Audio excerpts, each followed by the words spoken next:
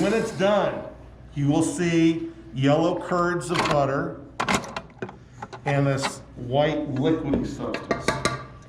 You see that at all? See, there's a white liquid in the bottom. It's separated out from the yellow. Okay, that white liquid is called, anyone? Buttermilk. This is sweet buttermilk. I like to take it home. My wife puts it in her coffee. It's different than the buttermilk you buy in the store.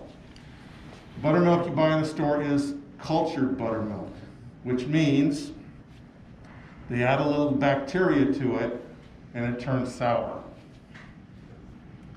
Back in the old days, before refrigeration, when you had your own cow, you would milk your cow and you could make your butter, and then the buttermilk would go in your coffee, or if you left it in the barn for a couple days, it would turn sour, and that would be sour buttermilk like we buy in the store. But this right here is sweet buttermilk, which you will not find in the store that I've ever seen.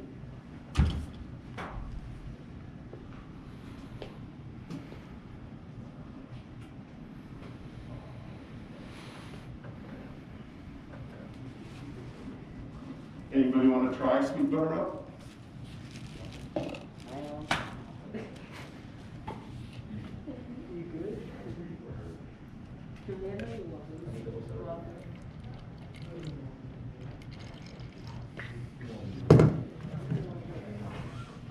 Can't say it's a surprise. Most people aren't that interested.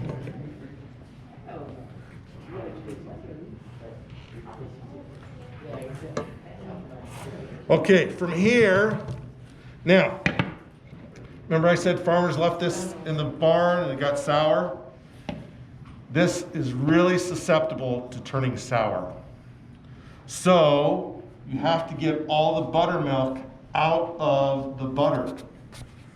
And the way you do that, you take it over to the sink and rinse it. So first I'm going to squeeze it into a glob.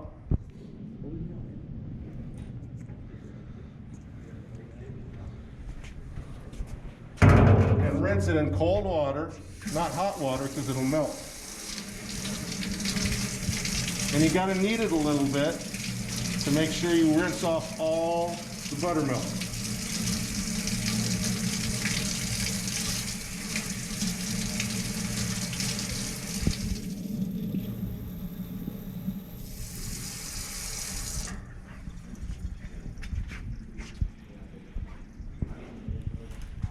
I'm going to dry it off a little. Now, one other thing you got to do to preserve it and to make it taste better is put a little salt in it. I could have put the salt in a little stir in the mixing bowl, but that would make my buttermilk salty. And I don't want to make my buttermilk salty. So just a few sprinkles of salt. Knead it in. Not too much, you don't want salty butter.